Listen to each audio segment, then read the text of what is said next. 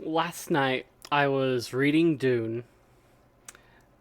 I took out a sizable portion of it, and I tried getting going to sleep afterward. After I basically forced myself to put down the book, but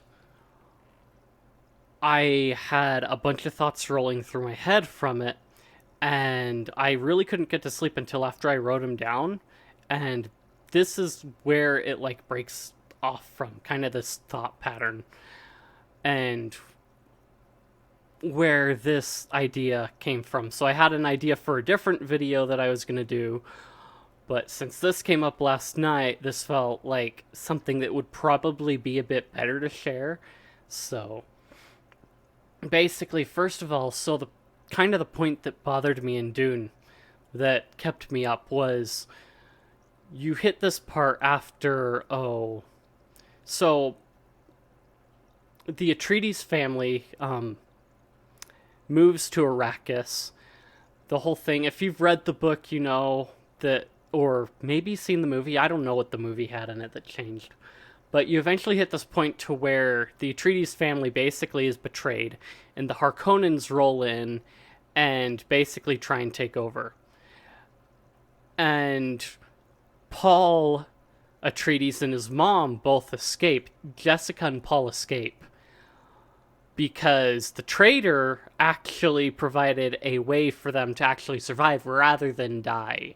So he had planned out a contingency so that they would survive, and that Duke Leto would actually be the one turned in, but the rest would be able to survive, and then he would basically be able to get his revenge on the Baron for killing his Wana, his woman. One point that you hit after Paul and his mother are out hiding in the middle of the desert is they're in one of the still tents. And so, for those that don't know, on Arrakis, water is very precious to the point that everything basically has a still built into it in order to preserve as much water as possible and recycle as much water as possible.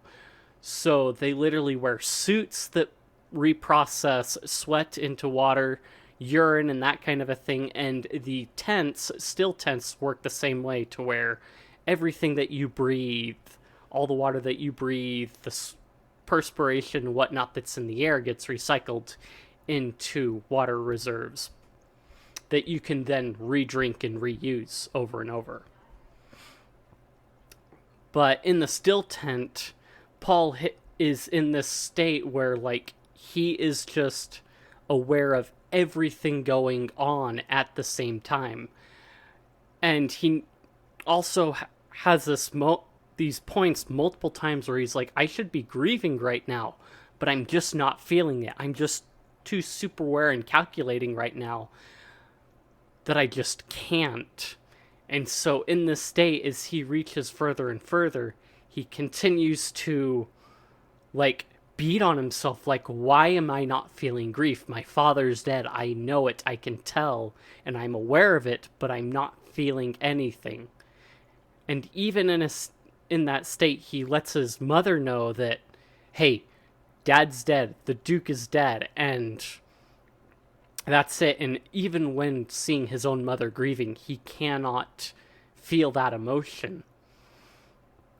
This awareness leaps into further awareness of past and present, and seeing all possible timelines and things like that. And he sees all the possible endings that he could have, to where he has a great jihad where the Atreides line is victorious, and he leads everyone to basically victory under the Atreides banner. And then there's also the other side where he goes down and guides the Fremen to paradise and to becomes one of their leaders basically in peace. And he figures out that he has to make a decision. There are all these possibilities, but which one do I want to make? I could go with this one, or I could go over here, choose this one, or any other one. And once he makes that decision, that's the point to where he drops out of this state of awareness.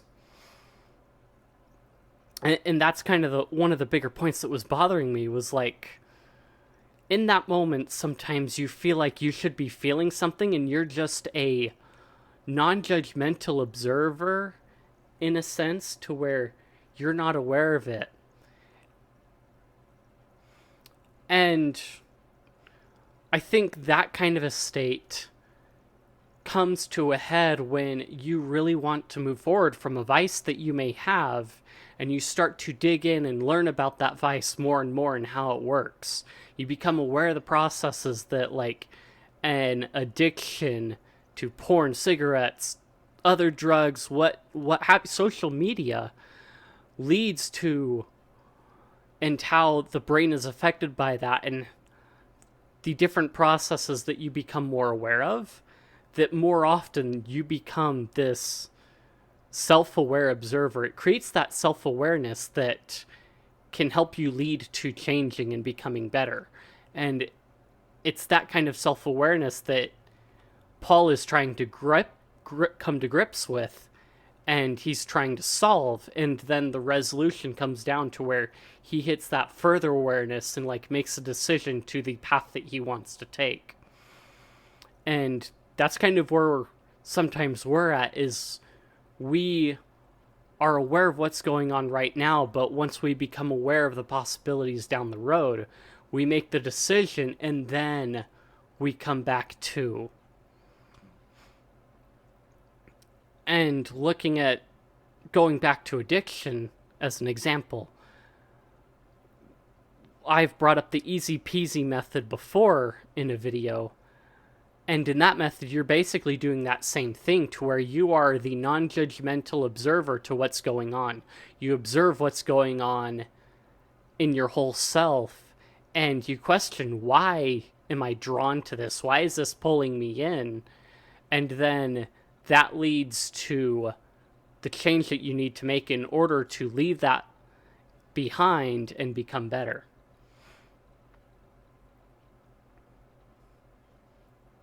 And that's the decision point to where you can decide to change the path that you're on or choose the path that you're going to go down.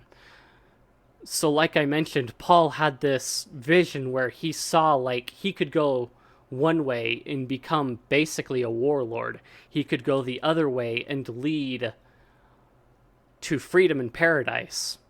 He could become the muad'dib and point the Fremen to paradise and be their guiding hand. And in Dune, the Fremen, that's what muad'dib means, is basically the one who points. And their purpose is to point them to paradise, for the paradise on Arrakis, or maybe not. But to lead them to a better life, to where they don't have to think about what little minute bits of water get lost, and that they get to enjoy prosperity and plenty. And the big point that came from this is we have to make that decision of what path we're going to take. And by learning those things, we can become a muad'dib to others as well. That when we learn our path and we decide the path that we want to take, how we want to guide people toward becoming their own free selves, then we become the muad'dib for others and can point them in the direction, whether that be local or wherever.